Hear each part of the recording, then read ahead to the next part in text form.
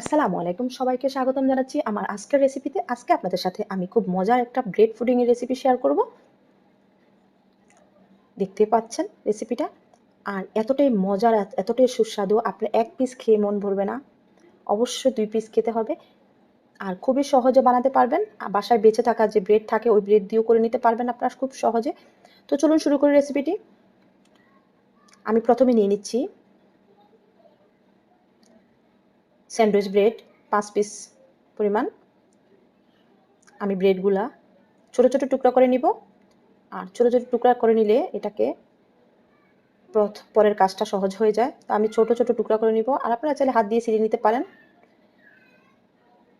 আজকে আমার রেসিপিটা যদি আপনাদের পছন্দ হয় তাহলে আমার চ্যানেলটা সাবস্ক্রাইব করে রাখার অনুরোধ রইল, আর পেজ থেকে দেখলে শেয়ার করার অনুরোধ রইল।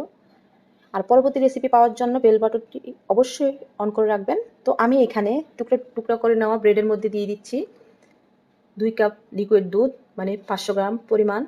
আমি এখানে আজকে গরুর দুধ ইউজ করছি। তো ভালো করে এটাকে চেপে চেপে দুধটার মধ্যে মিশিয়ে দিচ্ছি। দিয়ে আমি এটাকে সাইডে রেখে দিব যেন ব্রেডটা একদম নরম হয়ে যায়। আরেকটা বাটিতে নিয়ে নিচ্ছি মিডিয়াম সাইজের 4টা ডিম।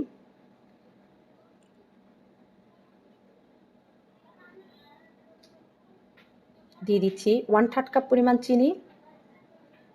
দিয়ে দিচ্ছি ভ্যানিলা এসেন্স 1 চা চামচ পরিমাণ।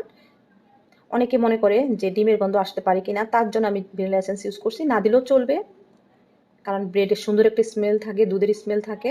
তো আমি এই চিনিটাকে মেল্ট করে নিচ্ছি হ্যান্ড ব্লেন্ডার দিয়ে। আপনাদের কাছে যদি হ্যান্ড ব্লেন্ডার অ্যাভেলেবেল না থাকে তাহলে আপনারা হুইক্স দিয়েও করতে পারেন, কিংবা ডাল ঘুটুনি দিয়েও করতে পারেন। তো আমি চিনিটা একদম গলিয়ে নিয়েছি, দেখতে পাচ্ছেন। খুব ভালো করে এটাকে মিশিয়ে নিয়েছি। এখন ঠিক একইভাবে আমি যে দুধের মিশ্রণটা আছে ব্রেডের সাথে মিশিয়ে রেখেছি, ওটাকেও আমি একদম হ্যান্ড ব্লেন্ডার দিয়ে একদম তরল করে ফেলবো মিশিয়ে। এটা আপনারা ব্লেন্ডার মেশিন ইউজ করতে পারেন, কিংবা ঘুটুনিও ইউজ করতে পারেন, হুইক্স ইউজ করতে পারেন এই ক্ষেত্রে। তো আমি একদম মিশিয়ে নিয়েছি। তো ডিমের মিশ্রণের মধ্যে আমি দুধ আর ব্রেডের যে মিশ্রণটা আছে ওটাও ঢেলে দিলাম। একদম সম্পূর্ণটা ঢেলে খুব ভালো করে মিশিয়ে নিব সবগুলো ইনগ্রিডিয়েন্টস। আর আজকের যে রেসিপিটা ওটা একদম পারফেক্ট মাপ আছে, মিষ্টি হতে মিষ্টির মাপ থেকে শুরু করে সব কিছু একদম পারফেক্ট। তারপরেও আপনারা নিজেদের টেস্ট মতো মিষ্টি কমাতে পারেন, বাড়াতে পারেন। তো একটা 6 ইঞ্চি মোল্ড নিয়ে নিয়েছি, তার মধ্যে আমি 1/3 কাপ পরিমাণ চিনি দিয়ে, জাস্ট চিনি দিয়ে এটাকে মেল্ট করে ক্যারামেল করে নিচ্ছি। সুন্দর একটা কালার চলে আসলে আমি চুলাটা বন্ধ করে দিচ্ছি। যে তাপ আছে চুলার মধ্যে সেই তাপের মধ্যে আমি বাকি কালারটা নিয়ে আসতেছি। আর অতিরিক্ত কালার করা যাবে না, না হলে কিন্তু পুডিংটা খেতে তিতা লাগবে। তো আমি সুন্দর একটা কালার আসা পর্যন্ত অপেক্ষা করছি। আর এখানে আমি মোল্ডটা নিয়েছি পুডিং মোল্ড 6 ইঞ্চি। আর 6 ইঞ্চি মোল্ডের জন্য একদম এই মিশ্রণটা 4টা ডিম একদম পারফেক্ট। আমি এটা ঠান্ডা করে নিয়েছি, দেখতে পাচ্ছেন একদম সেট হয়ে গেছে। এখন আমি দুধের আর ব্রেডের মিশ্রণটা আমি এটার মধ্যে ঢেলে দিচ্ছি। আর অবশ্যই ছেঁকে নিতে হবে এই মিশ্রণটা, তাহলে পুডিংটাও একদম সফট থাকবে আর মসৃণ থাকবে, স্মুথ থাকবে।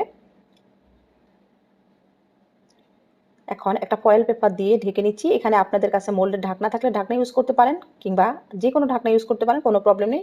আমি এটাকে সাইডে রেখে দিচ্ছি। এখন চুলার মধ্যে নিয়ে নিচ্ছি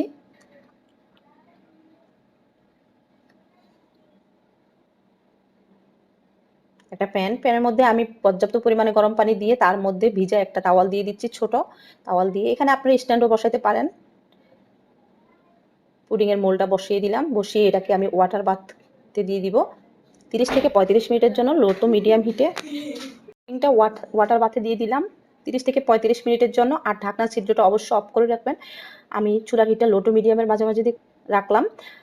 আর 30 থেকে 35 মিনিট পর আমি একটু চেক করে নিচ্ছি পুডিংটা হয়েছে কিনা। স্টিক দিয়ে দেখতে পাচ্ছেন একদম ক্লিন বের হয়েছে। তো আমি এটাকে নর্মালি ঠান্ডা করে তারপর এটাকে আমি নর্মাল ফ্রিজে রেখে দিব ওভারনাইট পর এটাকে আমি আনমোল্ড করব। ওভারনাইটের আগে অবশ্যই আনমোল্ড করবেন না, অবশ্যই ঠান্ডা করে নেবেন, তারপর আনমোল্ড করে নেবেন। আমি এটাকে দেখতে পাচ্ছেন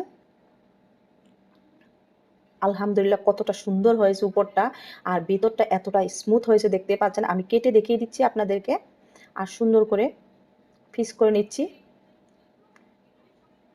একটা তুলে দেখিয়ে দিচ্ছি ভিতরটা কতটা স্মুথ। এটা হাত দিয়ে উঠানো যাবে, এতটা সুন্দর আর এতটা ইয়ামি হয়েছে। লাইট একটা মিষ্টি। আমি সার্ভ করে দিচ্ছি, আর আমি খেতে খেতে বিদায় নিচ্ছি। তো আমার রেসিপিটি পছন্দ হলে অবশ্যই চ্যানেলটা সাবস্ক্রাইব করে রাখবেন। পেজ থেকে দেখলে শেয়ার করার অনুরোধ রইল। সবাই অনেক বেশি ভালো থাকবেন। আসসালামু আলাইকুম। আল্লাহ হাফেজ।